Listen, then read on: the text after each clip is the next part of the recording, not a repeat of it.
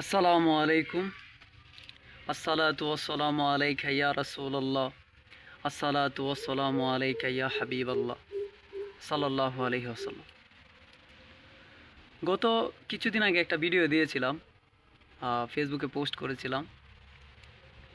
তো একটা কথা বলি যে মূর্খতা হলো ক্ষুধার কারাগার, জ্ঞান হলো ক্ষুধার সূর্যপথ। এই কথার অর্থ যে মূর্খ ব্যক্তি ক্ষুধার কারাগারে গ্রেফতার হবেন না।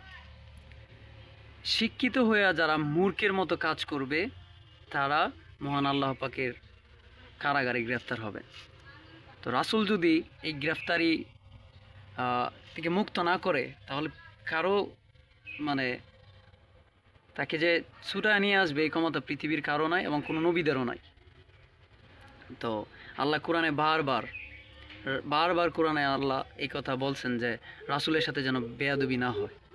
ঠিক আছে, রাসূল আমার কলিজা, আপনার কলিজা। ঠিক আছে, রাসূলকে সর্বোচ্চ সম্মান আল্লাহ তাআলা কোরআনে দিছে। আল্লাহ কোরআনে বলেন বিসমিল্লাহির রহমানির রহিম ওয়া রাফা'না লাকা যিকরাক। ঠিক আছে, রাসূলের সম্মান সুউচ্চ। পৃথিবীর সর্বোচ্চ ব্যক্তি যিনি, তারও উচ্চ স্থান রাসূলের।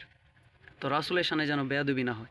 আল্লাহর সঙ্গে শিরক করলে বা আল্লাহ বলছে শিরক গুনাহ মাফ করবে না, তো আল্লাহ মাফ করে দিতে পারেন, কারণ আল্লাহ গাফুরুর রহিম, আল্লাহ রাহমানুর রহিম।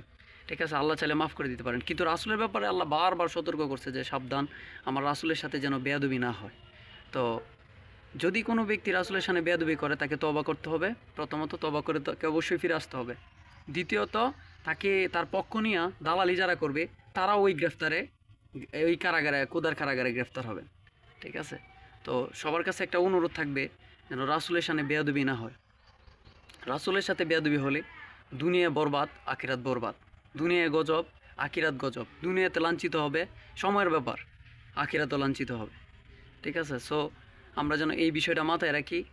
আর আরেকটা জিনিস বলতে চাই, সেটা হলো যে কবরে যখন লাশটা রাখা হয় তখন বলা হয় বিসমিল্লাহি ওয়ালা মিল্লাতে রাসূলিল্লাহ।